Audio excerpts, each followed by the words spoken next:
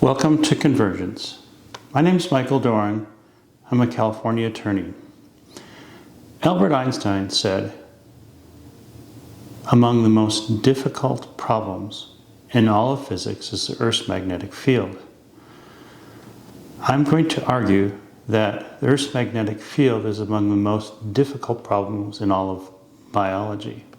Today I want to give some at least statistical or scientific arguments for my forecast that I made yesterday of the 2023 California fire season. I predict, and I predicted yesterday when I made that video, that YouTube, that the forecast for California this upcoming fire season is going to be light. And it's not a very scientific quantification, but I'm going to try to give some basis for the opinion and explain what it is that I'm talking about and what the valid scientific and statistical basis for it is.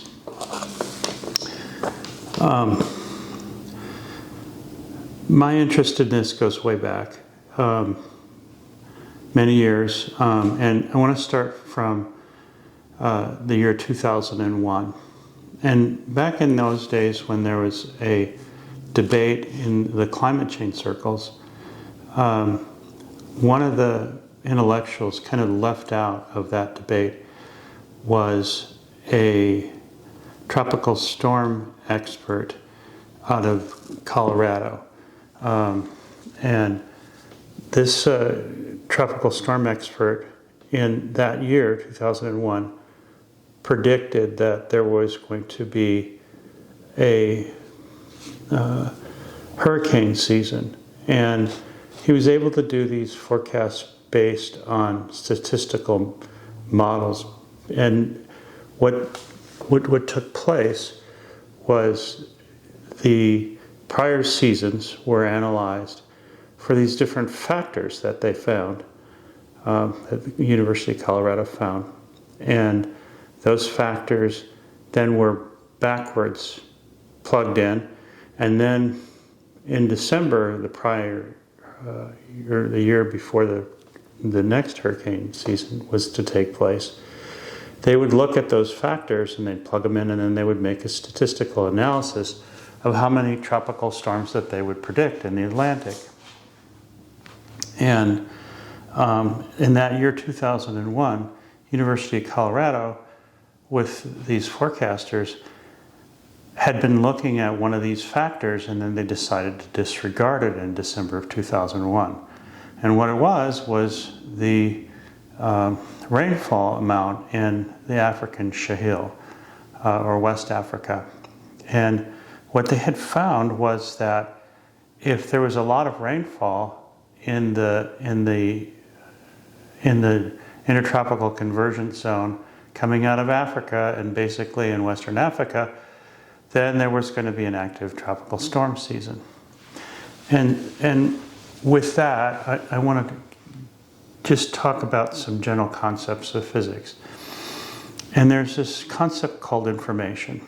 And it's this, and physicists talk about it when they're talking about black holes and other physics phenomena. It's one of the reasons why someone like Einstein really struggled with quantum mechanics, because how do you get this dependency between two particles that are at a distance? How is the information transferred? So the similar type of problem was there, where you're talking about a thunderstorm in Africa. It is created with daytime heating, and then in the afternoon it starts to cool a little bit and becomes unstable, and instability results in a thunderstorm. And the thunderstorm is just about parcels of air rising and falling, ice crystals forming, phase change energy, lightning is given, and rain comes out of it, right? And so the question is, how do you get from that phenomenon to down the road in the Cape Verde Islands? How do you get tropical storms forming there based on something that lasts 20 minutes in Africa 6 months before? How is that information of that thunderstorm in Africa transferred to that that tropical storm activity? Or is there something that the thunderstorm is picking up by its behavior that overall also affects the tropical storm season? But in any event, what they had saw was that there was this connection, this correlation, and they had calculated into their forecast, long range. It worked. And then all of a sudden, 2001, they felt like in the past, recent past, it stopped working, and they were going, well, what's going on? And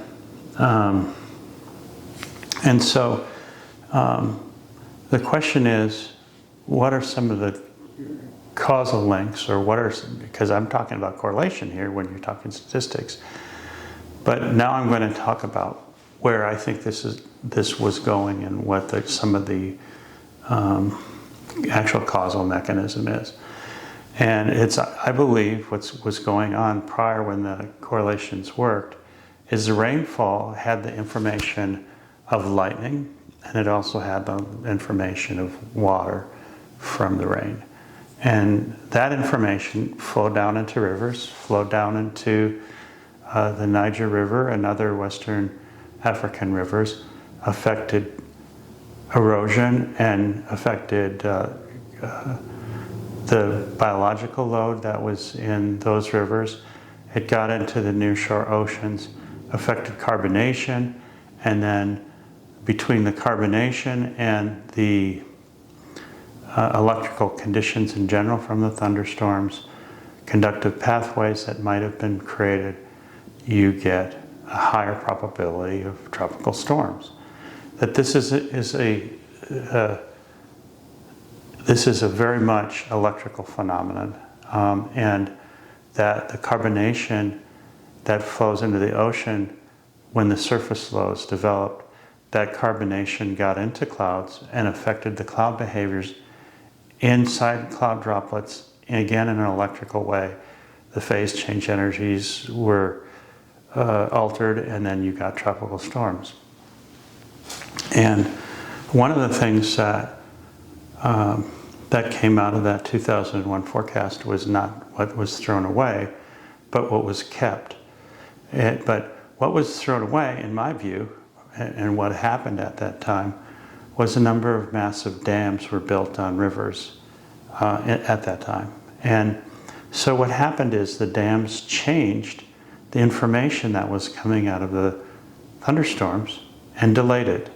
And delayed it enough so it delayed the sedimentation and flow that came out of the thunderstorms that occurred during during the period that was measured prior to the long-range forecast. And one way I can talk about that here in California with the fire seasons is if you have a mountain and then you have a dam and then you have the ocean, during the rainy season, and just like we had here recently, snow is piled onto the mountains. And then the dry season, which is coming on, yesterday we had record temperatures. It was 97 here in Redding, California. The snow starts to melt and it flows down into the ocean. And eventually when the fire season comes, when things dry out a little bit, and if there was no snow in the mountains, then that's one thing. If there was snow in the mountains, you would continue to have that snow melting in the mountains. Even during the dry season, it would be flowing down into the nearshore oceans and bringing carbonation into the nearshore oceans from that melt and runoff, and detritus running and flowing, and life in the rivers, again producing carbonation.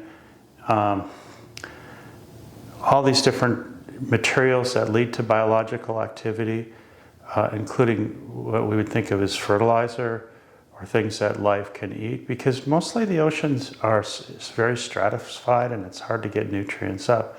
But the oceans very much are responsive to rivers and runoff, and basically you get phytoplankton blooms and you get accumulation of biological activity in their nearshore ocean from rivers.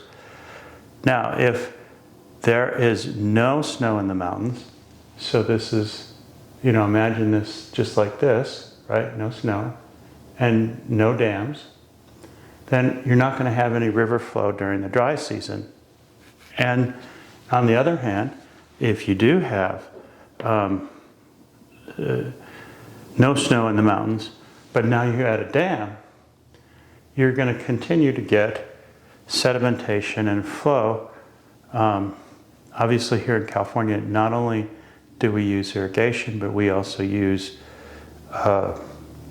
fertilization that comes from outside of the active biosphere. It comes from outside of lightning and fixing nitrogen. It comes out of the ground. And so during the dry season, we're adding to the biological load that's flowing to the nearshore oceans during the dry season. And the problem with this is that the biosphere reads this as snow in the mountains. And in the past, one of the biggest problems that Earth had was snowball Earth. That was a death sentence to life. And so if there was a read during the dry season that there was snow in the mountains, the logical feedback during that time would be heat, and that heat would melt the snow. Unfortunately, that's not what the state of the biosphere was, especially in the last couple of years.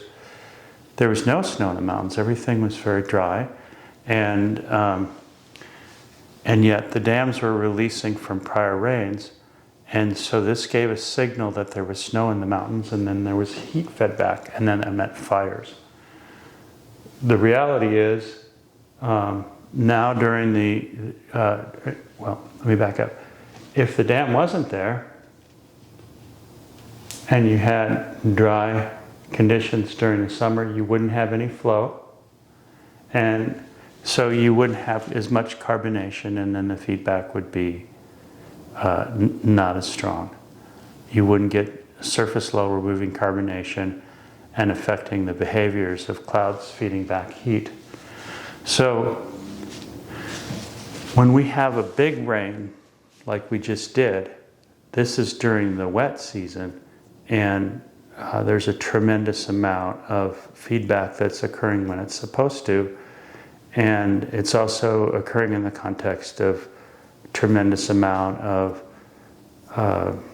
farming activity and fertilization and accumulation of biological materials over the entire time where dried out areas are. And so during the actual part of the rainy season, you get feedbacks and a lot of rain. The dams are filling up right now as opposed to releasing. And so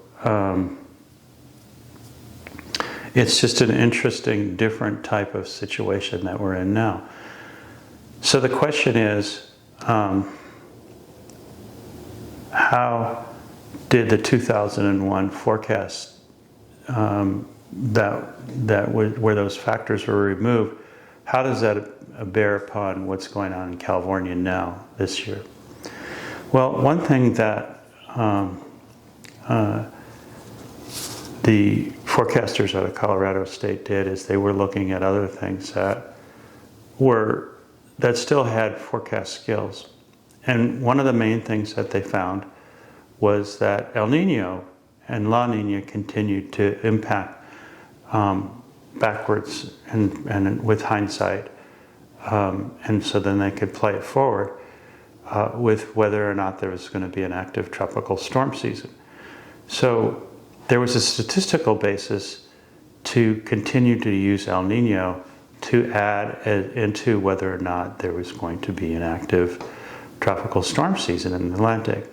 So what I'm saying is that just like those factors were statistically significant with the tropical storm season in the Atlantic, it's also true that the El Nino state is statistically interesting as far as fire conditions in California. And so what's disappointing to me is I've been observing this for since, well, almost 25 years now. I've been actively looking at this and debating in climate change circles and debating with people. What's disappointing to me is even places like Colorado State, some of the scientists there haven't acknowledged the fact that this is an electrical phenomenon, that CO2 is interesting electrically in clouds. They've tried to avoid this like the plague. It's controversial. They don't want to lose their job. They don't want to lose their Gucci job as a so-called expert in tropical storms. So they're not talking about this directly as an electrical phenomenon. However, the scientific community in general is looking at electrical factors. And one of the factors that's being looked at that wasn't abandoned in 2001 is called the QBO. What the QBO is called a quasi-biennial oscillation. And what it is it's a wind at low pressures in the tropics. And it turns out that wind is very close to the ionosphere. And it reverses every 2 years. It's called the biennial. It flips back and forth every 2 years, basically. And when it does, it does something very odd. It flips from the top down. So it's been described by some people as a gravity wave, but my view is that it is very much an electrical phenomenon. So you have to remember, we're talking about a dampened system, and we're talking about overall there's an Earth magnetic field. The core of the Earth really doesn't, it's not in motion. It's very weird that the core is, even recently there was some stories about how it's not moving, but the liquid part of it moves over the solid part that isn't moving. But anytime you have movement of a metal, you have induction. And it's just like any electric motor, when it moves, it's creating a alternating current. So you have this movement of a metal, and that movement is causing currents to be generated. And in this particular case, the Earth's magnetic field is acting in the tropics, and every 2 years, the ionosphere moves at very low pressures, and the ionosphere has to be at low pressures because that's where the solar input, X-rays in particular, can hit the oxygen and split it into an ion, and you have, with this ionosphere, if you have movement in the tropics, it's going to end up moving the air underneath it, maybe that's not ionized, from the top down. And what has been found is that when they're called zonal winds in the tropics, starting in the QBO, it's starting at 5 millibars down to about 30 millibars, very low pressure. What they've found is that when the winds are at a certain direction, then the tropical storm season in the Atlantic is enhanced. And when it's another direction, there's another factor involved. So what's going on now? Well, 2018, again, with high cosmic rays, was a very active season in California. Then 2019, also high cosmic ray period, but with a El Nino in play, and also with similar QBOs that we have now, there wasn't an active fire season. And then 2020 was a historical season here. And then that QBO was in the other direction. We no longer had an El Nino. There was explosive cirrus cloud activities in the eastern equatorial Pacific. Everything was just... The other thing that goes on with cosmic rays is, the best way I can describe it is with spiders. There's some spiders that they have a little thread coming out and they fly, not from wings, but from electrostatics. And they're such that the spiders can capture charges on them, and then their electrostatics allows them to float in the wind. And the same problem occurs with fires, where if you have these cosmic rays and the Pacific High is the way it had been, you're talking about some extreme electrostatics that affect fire behavior, where instead of an amber, say, just coming right down to the ground, it floats way beyond where a firefighter can get it, and you have spotting. So there's very much an electrostatic, a weather component, not just the winds, the dry winds and so forth that you read about, but also an electrostatic impact that sets up, like the firenado that destroyed our neighborhood, but also sets up these fire behaviors where ambers come down and then there's spotting, and that makes it almost impossible to put a fire out and for the fire to spread.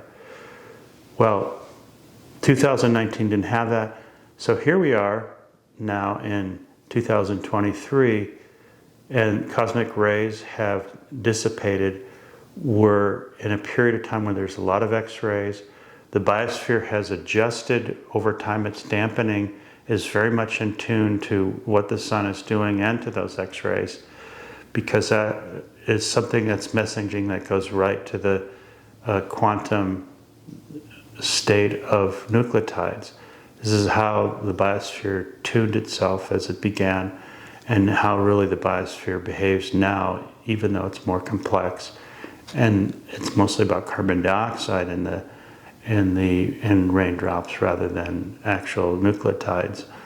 But life as a whole around the planet is very well tuned to X-rays activities. It's not as well adapted to cosmic rays, which is a bigger molecule and doesn't really have as much of a quantum effect. So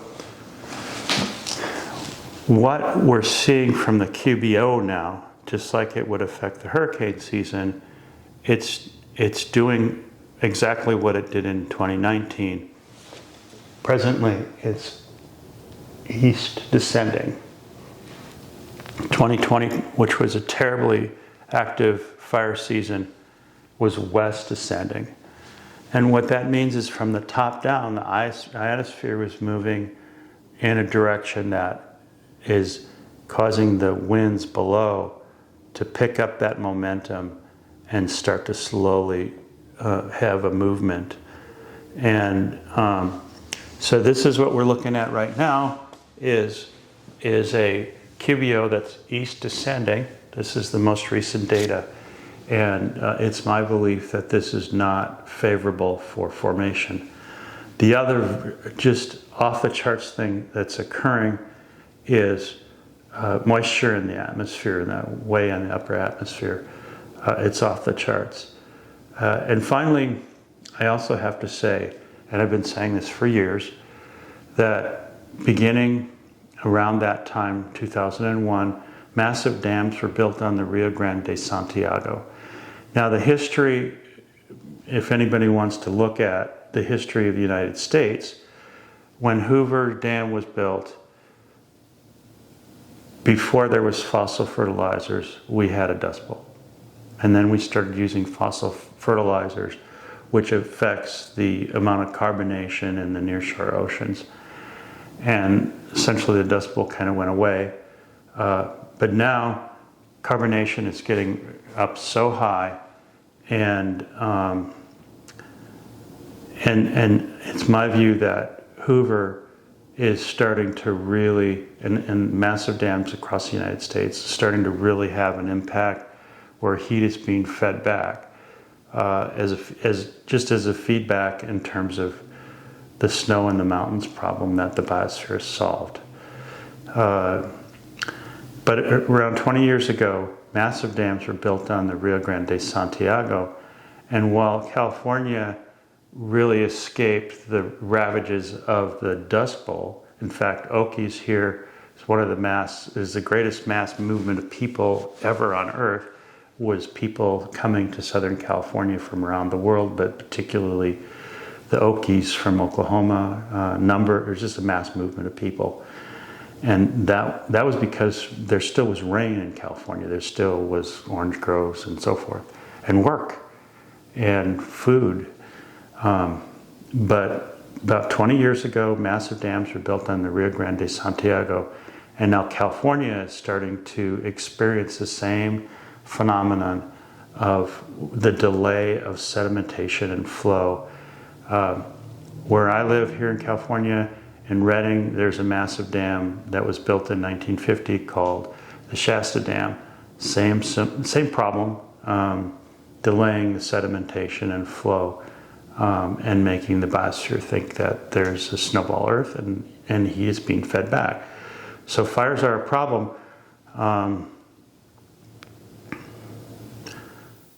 It's a cyclical feedback system. It's dampened. There's redundancy in the system, but it still exists. The problem, though, framing it correctly also spells out what the solution is, and that is about how water is released. Is it released during the dry season? How is it released during the dry season? How is carbonation affected by releases? We're not talking about mechanism, and it's so politically charged that no one is sitting here calmly and saying, okay, what's going on? Why is this happening? Earth is obviously alive. What are some of the feedbacks that are involved? How do we plan for a fire season? Why aren't there forecasts, long-range forecasts saying, well, this year's definitely going to be active, or this year, as I'm predicting, is going to be quiet?